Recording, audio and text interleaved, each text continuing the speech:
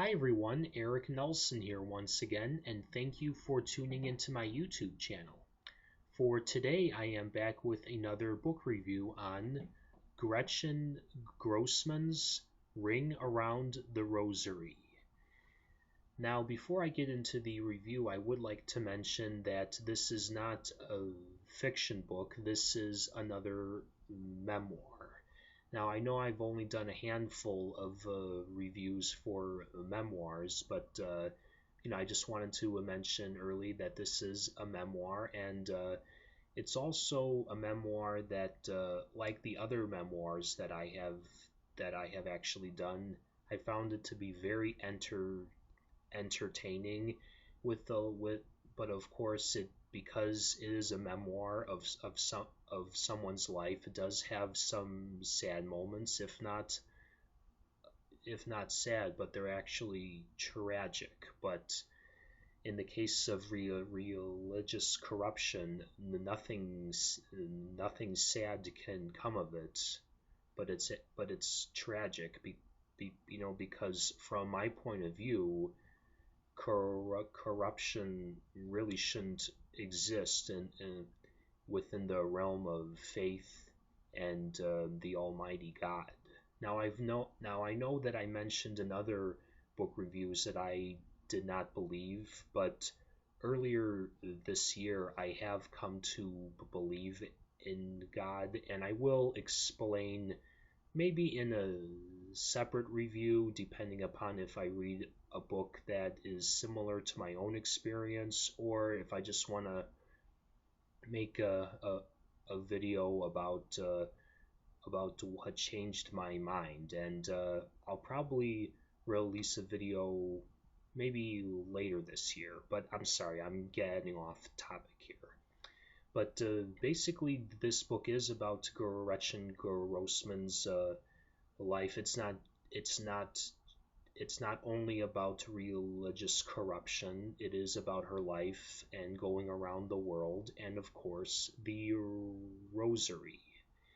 And she talks about how when in her youth she wasn't very popular among her pupils at school, especially boys, and that was one of the many triggers in her mind that she decided to become one of God's people, so that she can please God, since in her young mind she couldn't please the opposite sex.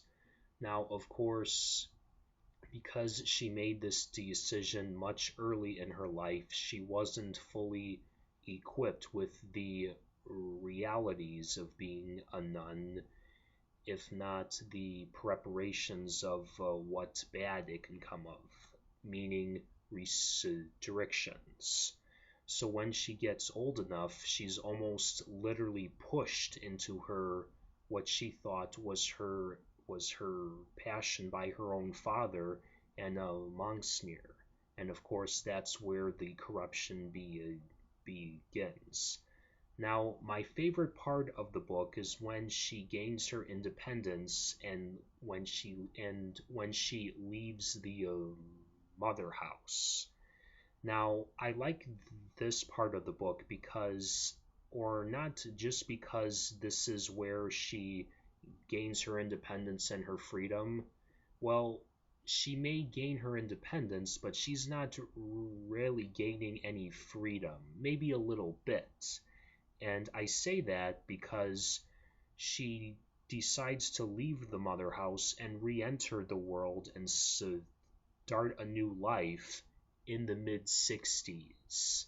Now, of course, I didn't grow up in the 60s, but just by reading about it, seeing movies and documentaries, I know that it was a really tough time, if not a turbulent time. And if you were starting life in the 60s, or meaning becoming, like owning a house and getting a good career in the 60s, if not re-entering the world during the 60s, or starting a new life after getting tired of the old life in the 60s, it would be 10,000 times harder because of the time. So and of course, because she was confined within the mother house and the Catholic Church, Gretchen really wasn't all aware of what was going on in the 60s. Now, there were little hints of things, like there was this TV show, I think it was called The Flying Nun, that was talked about within the church, and they said, you cannot see that show. Well, once she leaves, she finds out that Elvis has left the army, and little bits of things that everybody would know, but she didn't because of the restrictions. And then once she comes back home, her father introduces her to a man who will eventually become her husband, but her husband is just like the Catholic Church. He's corrupted. And she's a little naive, but then as time goes on, she actually regains the confidence and the independence that she had gotten when she left the mother house, and she makes things right, and she's able to get through this all not just through her independence, but because of her two young sons, who the only two great things that she had gained from that corrupted man.